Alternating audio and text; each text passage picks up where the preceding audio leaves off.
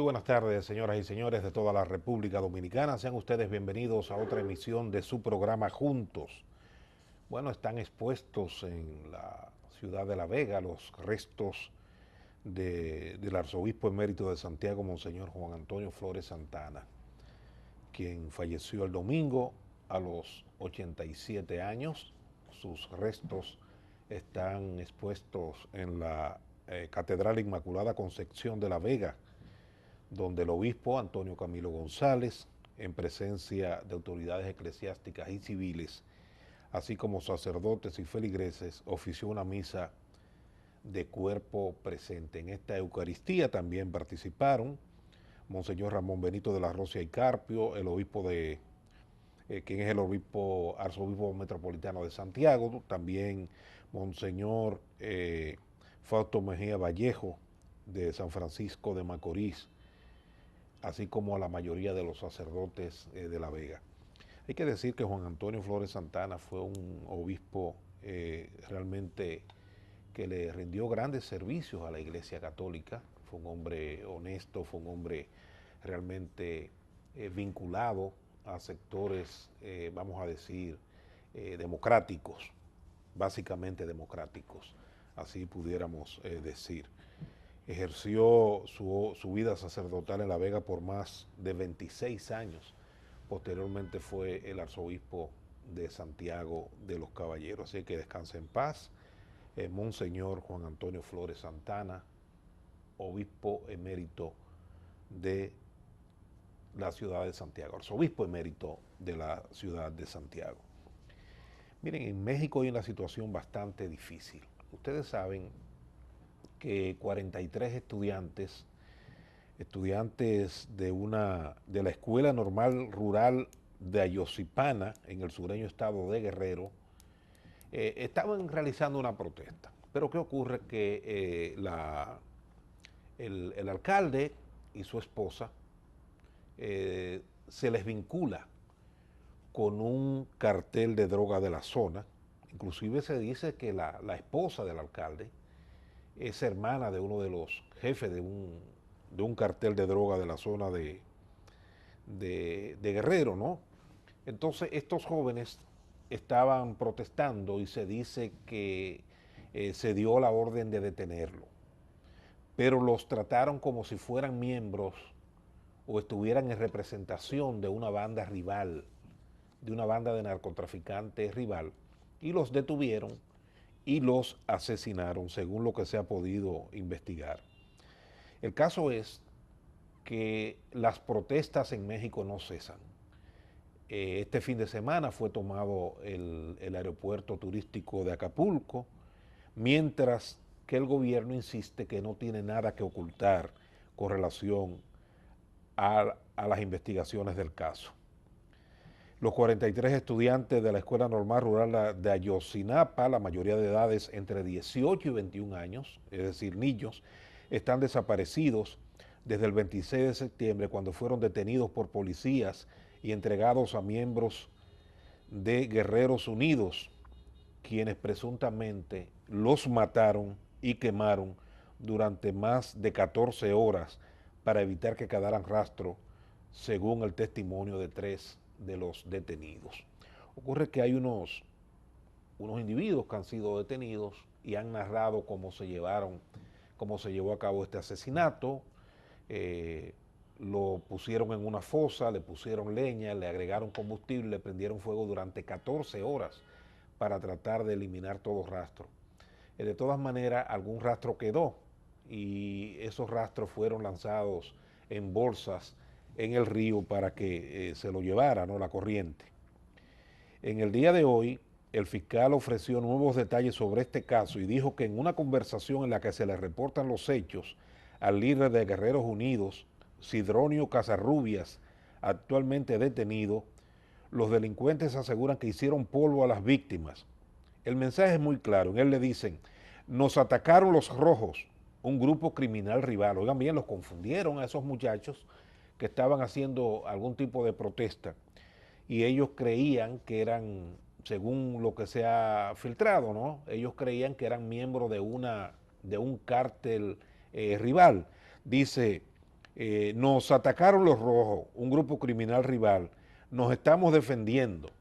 Y en el mensaje del día siguiente le dicen, los hicimos polvo y los echamos al agua, nunca los van a encontrar, contó Murillo. Los restos encontrados serán enviados a un laboratorio de Austria especializado en análisis de ADN mitocondrial, que fue el único que nos dio una posibilidad, y después tienen que pasar a otro laboratorio en España, apuntó el fiscal general. Es una situación realmente lamentable. El gobierno de Enrique Peña Nieto está enfrentando una situación muy difícil, muchas protestas a nivel nacional, porque usted se imagina lo que es agarrar a 43 jóvenes entre 19 y 21 años y asesinarlos, quemarlos. Es una cosa increíble, pero estamos hablando de jóvenes que están estudiando magisterio en una escuela para formación de maestros. Es una situación bastante lamentable. Cualquier ser humano, obviamente, uno lo lamenta mucho, pero mucho más tratándose de jóvenes que se están preparando para integrarse al sistema docente de México. Es una situación realmente espeluznante, una situación que da mucho que pensar sobre los niveles de inseguridad que está viviendo México. Todo el mundo conoce todas las vicisitudes que pasan esas personas los emigrantes, ¿no?, que salen de Centroamérica, El Salvador, Honduras, Guatemala, toda esa zona, y que abordan el llamado tren de la muerte o la bestia, como se le conoce, que utilizan ese medio de transporte, un tren de carga, la gente enganchándose como pueda, haciendo viajes de largas horas, porque tienen que tomar varios trenes, no es uno solo, sino varios trenes para llegar a Ciudad México y después de Ciudad México llegar al norte, a la frontera con los Estados Unidos.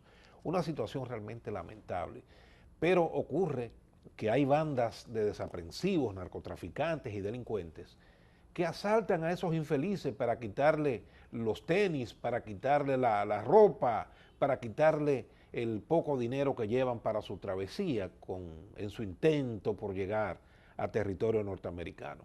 Es una situación conocida, no se sabe por qué las autoridades mexicanas todavía no logran controlar esta situación. El caso es que esto ha ido deteriorando la imagen de México a nivel internacional como uno de los países donde se cometen más asesinatos, uno de los países donde más violencia existe, sobre todo en esos estados donde funcionan carteles de droga, como este caso ahora de Guerrero. Se dice, repito, que uno de los jefes de uno de los carteles de la zona es hermano de la señora esposa del alcalde y que ella tenía mucho que ver con el nombramiento de los policías municipales, que se ha llegado a decir, inclusive se dice, que eran recomendados por su hermano, el jefe del cartel de droga. Imagínese usted, nombraban policías que respondían a los intereses de uno de los carteles de la zona. Entonces, cuando los jóvenes protestaron, porque creo que la señora iba a realizar alguna actividad, y los estudiantes se oponían y empezaron a protestar, pues ella de manera airada dio la orden a los policías municipales para que los detuvieran, y obviamente como la policía municipal respondía o responde a los intereses de ese cartel de narcotráfico que dirige el hermano de la esposa del alcalde, pues los detuvieron, se los entregaron y ellos interpretaron que estos jóvenes respondían a los intereses de una banda de narcotraficantes contraria. Entonces los quemaron, los mataron y los incineraron. Es una situación realmente lamentable, pero vamos a ver cómo México logra superar esta situación.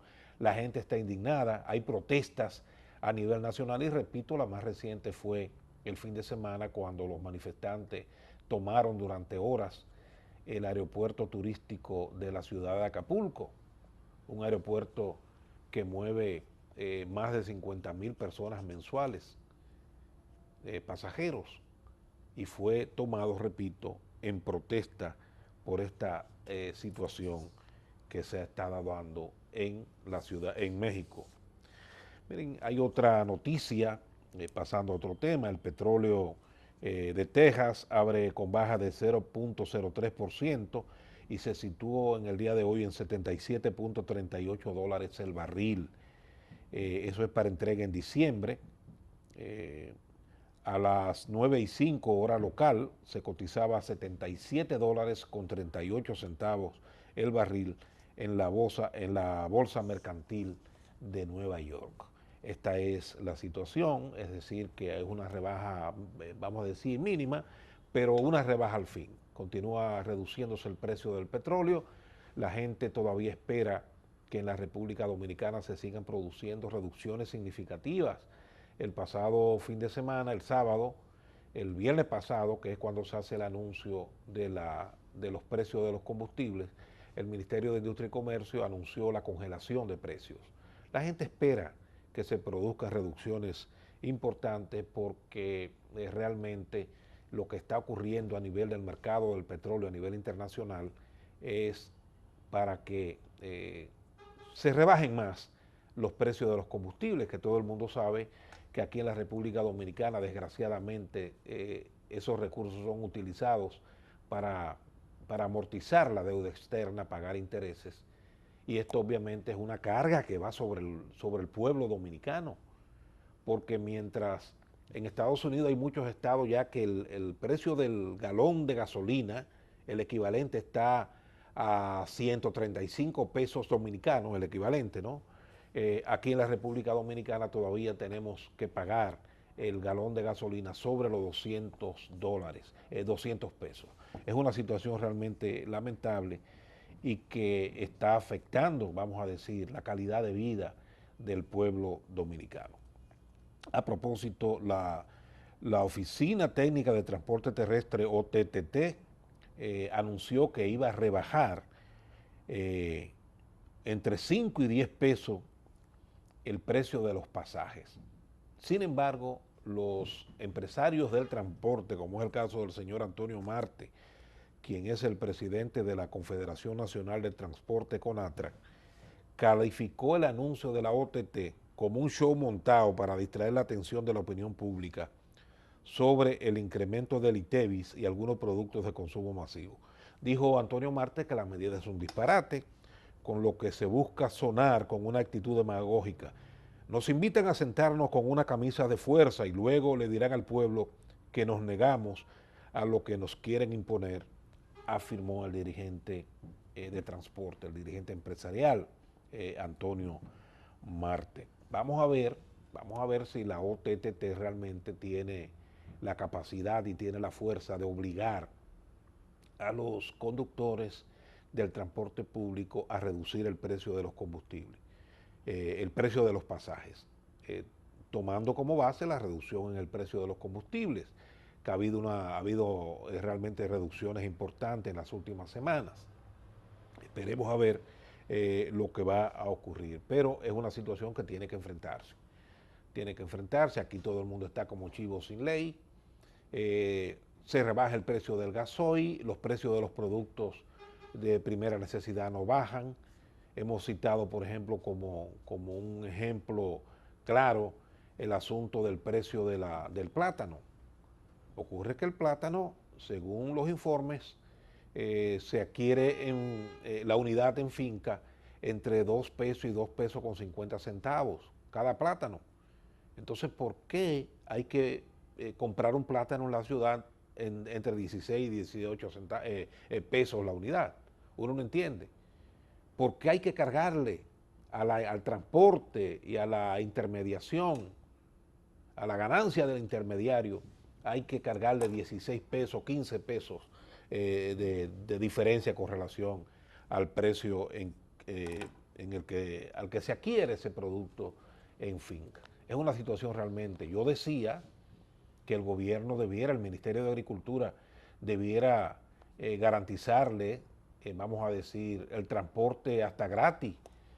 Eso pudiera hacer el gobierno, facilitar patanas para que esos productores puedan transportar sus productos a la capital y que lo vendan aquí. Si le dan el transporte gratis, en vez de venderlo a 2 pesos, a 2 pesos con 50 en finca, que lo puedan vender en la capital a 5 pesos, porque le van a dar el transporte gratis y ellos van a obtener mayores beneficios, entonces la gente pudiera comprar esos productos a ese precio, a 5, 6 o a un máximo de 7 pesos, no a 16, a 17 y a 18 pesos como ocurre actualmente.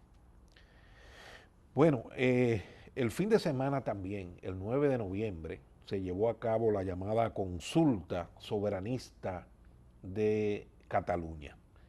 Cataluña es una región que está en el noreste de España, es, vamos a decir, la región más importante de España, ya que aporta entre el 18 y el 19% del Producto Interno Bruto del país.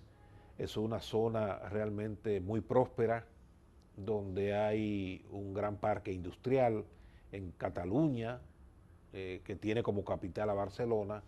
Se fabrican, ahí se fabrica de todo, desde automóviles, televisores. Bueno, un ejemplo, los vagones del tren del metro de Santo Domingo son marca Alstom, que creo que son franceses, y, pero son fabricados en Barcelona, en Cataluña. Esos trenes que están aquí son los mismos vagones que utiliza el tren, el metro de, de Cataluña, de Barcelona. O sea, el mismo tren, el mismo carro, el mismo vagón, un vagón muy moderno que es fabricado en Barcelona. Entonces, Cataluña es una zona muy importante para España. Sin embargo, hay todo un movimiento que dirige Artur Mas, quien es el presidente de la Generalitat catalana, que está propugnando por una independencia de Cataluña. Ellos quieren convertirse en república y desprenderse de España. Ellos dicen que tienen los méritos, que tienen las capacidades para aspirar a esa independencia. Y convocaron a un referéndum. Este referéndum obviamente fue desautorizado por el Tribunal Constitucional, entonces ellos cambiaron la modalidad y lo realizaron de todas maneras, a pesar de la sentencia del Tribunal Constitucional. Hay sectores políticos en España que entienden que esto es un desafío a la autoridad judicial española. Y hoy leía yo, por ejemplo, que hay dirigentes del Partido Popular, que es el partido de gobierno, que propugnan porque el gobierno aplique sanciones e intervenga ante esta convocatoria que finalmente fue llevada a cabo, este referéndum, aunque obviamente fue un referéndum eh, que no, que no tuvo las mayores implicaciones en términos legales, no era vinculante porque fue desautorizado por el Tribunal Constitucional. Dice: la ilegalidad de la consulta, su dudosa eficacia, su carácter de distracción frente a temas como la corrupción, son las razones más citadas por la decena de abstenciones entrevistados ayer en la zona alta de la ciudad. Hay cosas más importantes que hacer de esta pantomima y hay que hacer las cosas bien. El gobierno central y el gobierno catalán han de hacer las cosas con sentido común, que la gente sepa por qué vota sí o vota no. La votación ha dividido, aunque no enfrentado, a familias como la de Salvador y Marta Puig, que también están en Santa Fe. En casa, dice la señora, 2 fuimos a votar y 2 no, explica. Él fue, ella no. Si hubiera ido, habría votado no a la independencia y que sí a lo otro, pero pensé que tanto lío, que si se hace, que si no se hace, que si se puede, que si no, al final no fui, explica la señora. El caso es que se realizó la votación, participó algo más del 30%, es decir, hay 4 millones, votaron 2 millones y algo de catalanes, pero más de 4 millones no asistieron. Se puede considerar esto representativo ahora porque ¿cuál es la expresión de esa mayoría, de esos 4 millones de catalanes que no asistieron? No asisten porque por la inutilidad del proceso, o no asisten porque están en contra de la independencia. ¿Qué pasa realmente? Habrá que esperar. El caso es que se ha llevado a la consulta y hoy todo sigue igual, porque realmente era una consulta que no era vinculante, no se iba a lograr ningún propósito. Señores, vamos a la pausa. Ustedes, por favor, no se muevan, que retornamos en breve. Y el aire está apagado, ¿eh?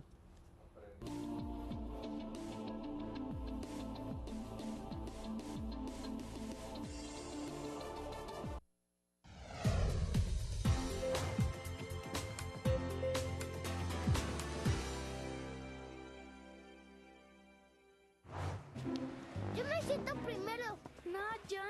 Por acá está bien. Yo quiero junto a mamá. ¿Cambiamos? ¿Está bien? Baja los pies.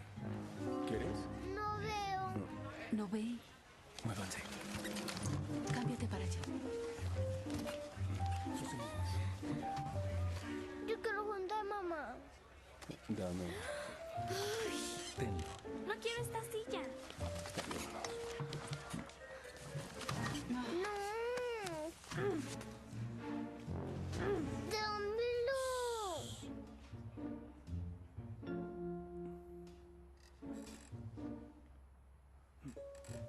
El matrimonio. Nunca están muy distantes si aún se toman de la mano. Un mensaje de la Iglesia de Jesucristo de los Santos de los Últimos Días.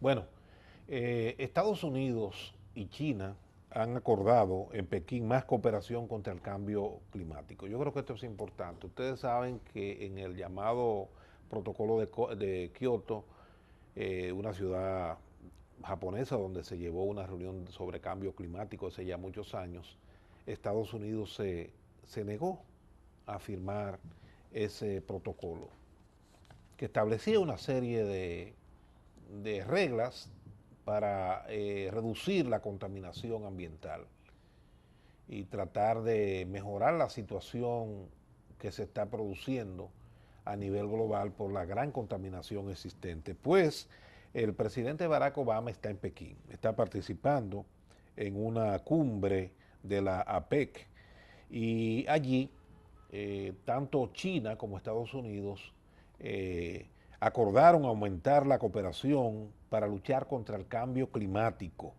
y convertir este asunto en una de las partes más destacadas de sus relaciones bilaterales. Las dos potencias mundiales llegaron a este acuerdo durante un encuentro que fue efectuado en el día de hoy en Pekín entre el viceprimer ministro chino Zhang Gaoli y el secretario de Estado de los Estados Unidos, John Kerry, al margen de la reunión que hoy mantienen los presidentes de ambos países en Pekín. China da gran importancia a luchar contra el cambio climático y está comprometida con un modelo de desarrollo verde, sostenible y de bajas emisiones de carbono, dijo Zhang. Kerry, que se encuentra en Pekín como parte de la delegación estadounidense que acompaña al presidente Barack Obama a la cumbre de la PEC, ya advirtió el sábado en una rueda de prensa de que buscar un consenso con China para frenar el cambio climático es una de las prioridades de la primera economía mundial. Se espera que ambos países lleguen a un acuerdo sobre la reducción de las emisiones de carbono para allanar el camino a la cumbre internacional sobre el cambio climático que se celebrará en París el año que viene. Ustedes saben que China se enfrenta a un grave problema de contaminación que es fuente de protesta a todo lo largo y ancho del país. Y para ello se ha comprometido a reducir los altos niveles de polución. En estos días, a raíz de la celebración de esta cumbre, China ha adoptado medidas para reducir la emisión de carbono hacia el espacio. Y los chinos, sobre todo en la ciudad de Pekín, han podido disfrutar, han podido ver el cielo azul por primera vez, porque China es una ciudad con altos niveles de contaminación donde la gente tiene que andar con mascarillas para poder respirar. Se nota en el ambiente, usted nota un ambiente, vamos a decir, grisáceo en el aire, y entonces esto obviamente enferma a la gente, tiene que enfermar a la gente, y la gente ha estado protestando por esta situación. En estos días, como resultado de la cumbre que se está celebrando en Pekín, pues los chinos, la gente de los pequineses sobre todo, han logrado ver el cielo azul por primera vez en mucho tiempo, porque han adoptado una serie de drásticas medidas en estos días para reducir la contaminación, aunque solamente durante los días que dure esta cumbre. Pero es una señal de que sí se puede. Yo digo, bueno, estas empresas que son altamente contaminantes, con grandes chimeneas, que contaminan bastante, ¿no?, por la cantidad de dióxido de carbono que lanzan al espacio, tienen que exigirle a los gobiernos que adopten, que coloquen precipitadores, que coloquen filtros especiales para que lo que salga al ambiente no sea, vamos a decir, un gas tan dañino con partículas, porque esto es un problema que se puede corregir, hay tecnología para eso. Porque un gobierno permite que sus empresas, pero obviamente en China la mayoría de las empresas son estatales o vinculadas al Estado, ¿no?, en cierto modo, porque aunque sean empresas privadas, emplean mucha mano de obra que usualmente es proporcionada por el propio Estado. Pero es una situación que debe ser enfrentada y ojalá lo hagan con la mayor presteza, con la mayor prontitud, para tratar de que se reduzca este nivel de contaminación que está llevando a que en los polos los grandes bloques de hielo se están derritiendo, que tienen millones de años, pero se están derritiendo precisamente por el aumento de la temperatura causada por este efecto que provocan la emisión de estos contaminantes al espacio. Es una situación que realmente hay que enfrentarla con dedicación, porque de lo contrario el daño puede ser terrible. Miren, hay una noticia, van a desalojar el hospital Luis Eduardo Aybar porque se anuncia que el próximo año, a partir de enero, se va a construir un nuevo hospital. Eso es muy importante. Este hospital fue construido en el año 1946 y entonces el gobierno parece que va a construir un nuevo hospital. Vi un reportaje también del hospital del Ceibo, el doctor Teófilo Hernández, que está en proceso de remodelación. Es un hospital muy viejo también. Yo no estoy de acuerdo con que estemos remodelando. Ese hospital del Ceibo lo han remodelado, lo han reconstruido varias veces, pero son estructuras viejas. Eso es lo que hay que romper, desbaratar eso y construir un nuevo hospital, un hospital moderno, con una nueva estructura en otro lugar, de manera que pueda servir a toda esa región. Y el Ceibo sobre todo, que está situado en un punto estratégico para atender pacientes de varios sitios de esa zona del este del país. Miches, La Altagracia, La Romana, Atomayor pudieran ir a ese centro, a ese hospital central que estaría en el Ceibo. Pero tienen que construir una nueva estructura porque de lo contrario eso es botar el dinero. Señores, el tiempo ha concluido. La invitación cordial para que nos acompañen mañana nueva vez, cuando estaremos de nuevo con ustedes en otra emisión de su programa Juntos. Buenas tardes y hasta mañana.